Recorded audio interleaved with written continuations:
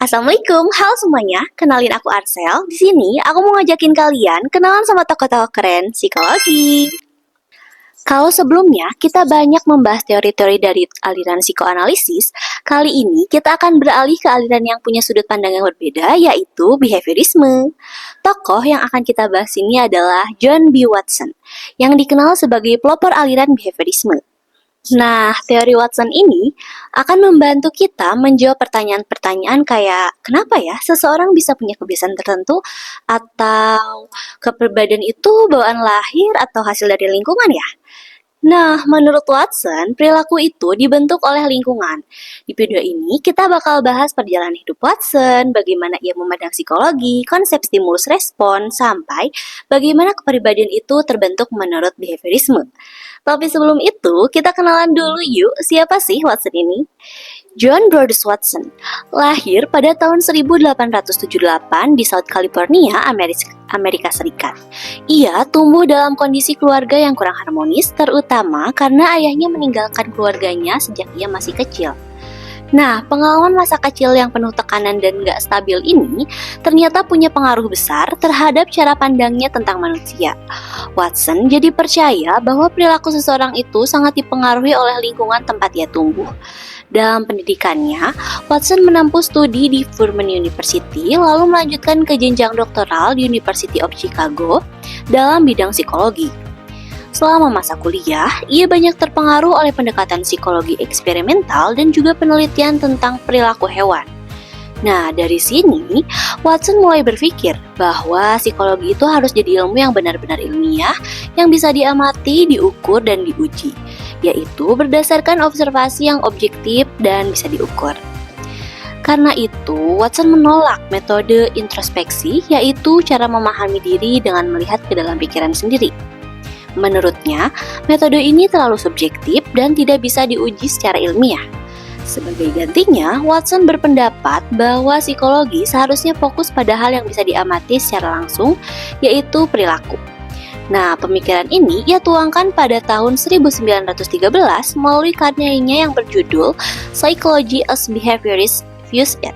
Dalam tulisan tersebut, Watson menegaskan bahwa psikologi harus menjadi ilmu yang mempelajari perilaku yang dapat diamati atau observable behavior, bukan pikiran atau perasaan yang tidak terlihat.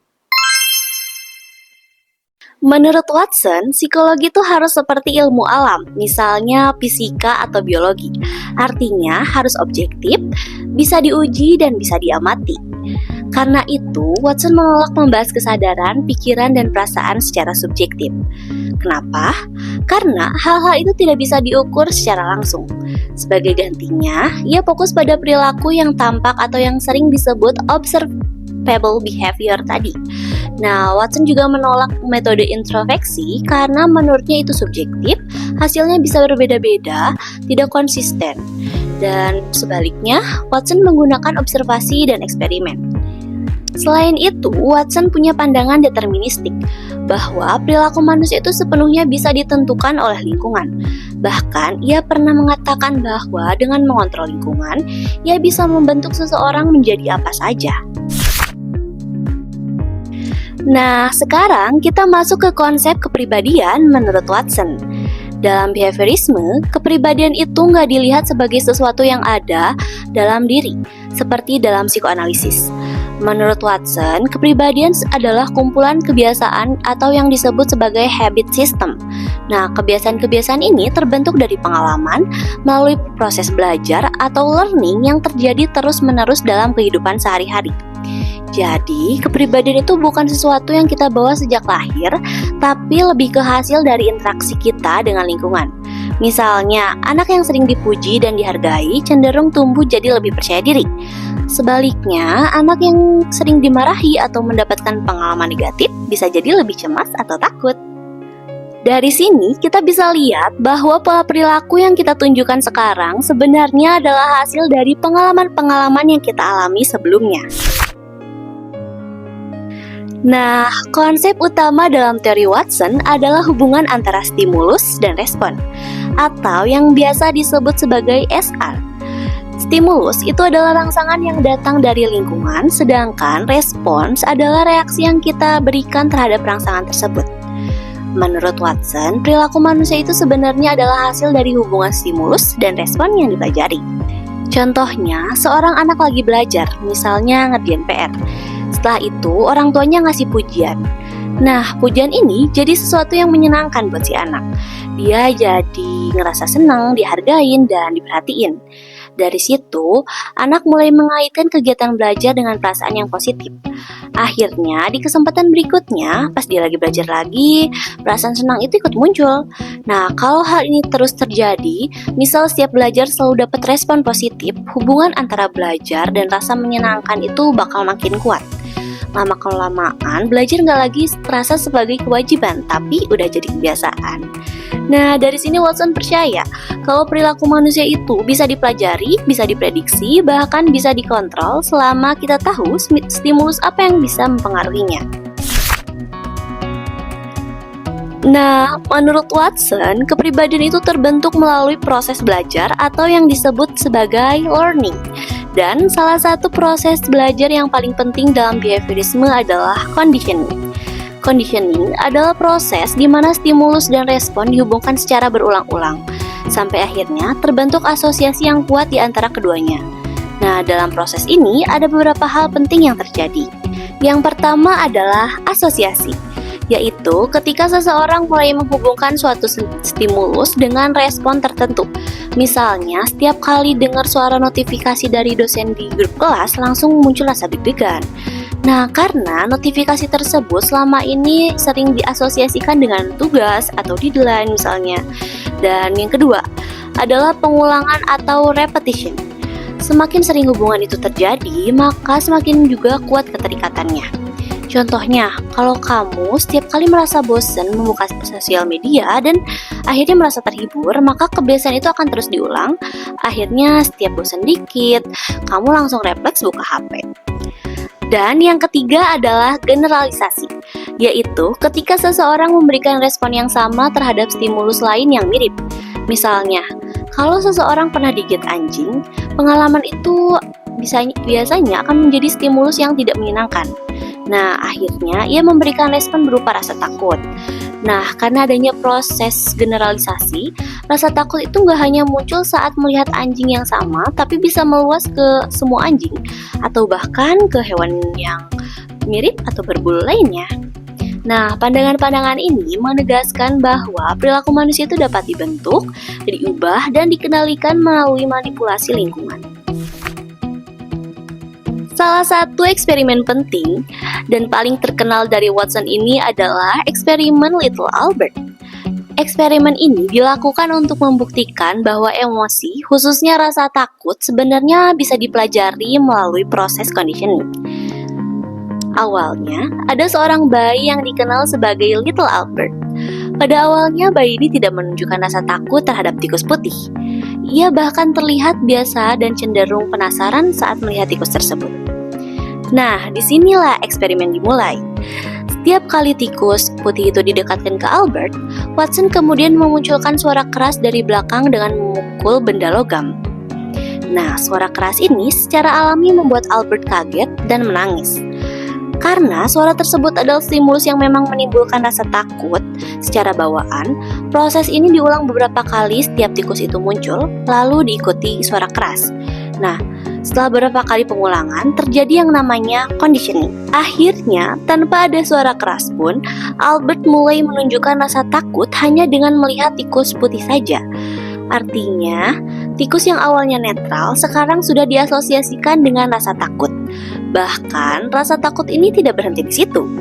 Albert juga mulai takut pada hewan-hewan lain yang mirip, seperti kelinci, anjing kecil, atau hewan berbulu lainnya. Inilah yang disebut sebagai generalisasi, yaitu ketika respon yang sama muncul pada stimulus yang mirip. Nah, dari eksperimen ini, Watson menyimpulkan bahwa emosi seperti rasa takut tidak sepenuhnya bawaan lahir, tapi bisa dipelajari melalui pengalaman dan interaksi dengan lingkungan. Nah, menurut Watson, manusia itu sebenarnya hanya lahir dengan 3 emosi dasar, yaitu takut, marah, dan cinta. Selain tiga emosi itu, emosi-emosi lainnya tidak langsung ada sejak lahir, tapi berkembang seiring waktu melalui pengalaman. Artinya, emosi yang kita rasakan sehari-hari itu banyak dipengaruhi oleh lingkungan dan proses belajar. Misalnya, seseorang bisa jadi merasa cemas tiap dengar suara keras karena dulu pernah kaget atau punya pengalaman yang bikin gak nyaman. Atau sebaliknya deh, seseorang bisa ngerasa nyaman karena tiap dengar lagu tertentu sering didengerin pas lagi momen bahagia misalnya. Nah, jadi menurut Watson, emosi itu bukan sepenuhnya bawaan, tapi merupakan hasil dari interaksi kita dengan lingkungan. Dalam teori Watson, lingkungan punya peran yang sangat besar loh dalam membentuk perilaku dan kepribadian seseorang. Lingkungan di sini luas ya, bisa dari keluarga, sekolah, teman, sampai budaya tempat kita tumbuh. Watson percaya bahwa manusia itu bersifat plastis. Artinya, kita bisa dibentuk dan diubah melalui pengalaman yang kita alami. Jadi, kalau lingkungannya berubah, perilaku kita juga bisa ikut berubah. Karena itu, menurut Watson, kepribadian itu bukan sesuatu yang tetap sejak lahir, tapi bisa berkembang dan berubah sepanjang hidup, tergantung dari lingkungan yang kita alami. Nah, seperti teori lainnya, behaviorisme dari Watson juga punya kelebihan dan kelemahan. Kelebihannya, pertama, teori ini bisa bersifat ilmiah dan objektif, karena hanya fokus pada perilaku yang bisa diamati dan diukur. Kedua, teori ini juga bisa diuji melalui eksperimen, jadi hasilnya lebih terstruktur dan jelas. Dan yang ketiga, yang paling penting juga, teori ini sangat aplikatif karena bisa langsung diterapkan dalam kehidupan sehari-hari seperti pendidikan, pengasuhan, maupun terapi. Tapi di sisi lain, ada juga loh kelemahannya. Pertama, teori ini cenderung mengabaikan aspek internal seperti pikiran, perasaan, dan kesadaran yang sebenarnya juga berperan penting loh dalam perilaku manusia. Kedua, behaviorisme ini terlalu menekankan peran lingkungan sehingga sering dikritik bahwa seolah-olah semua perilaku hanya ditentukan oleh faktor luar atau lingkungan. Dan yang ketiga atau yang terakhir ini, teori ini sering dianggap terlalu sederhana karena melihat manusia seperti mesin, yaitu stimulus dan respon, tanpa mempertimbangkan kompleksitas psikologis yang lebih dalam. Dari teori Watson, ngajarin kita satu hal penting nih, bahwa perilaku manusia itu bisa dipelajari. Kita mungkin sering ngerasa kepribadian itu udah bawaan dari lahir. Tapi menurut Watson, sebenarnya kita adalah hasil dari pengalaman dan lingkungan yang kita jalani.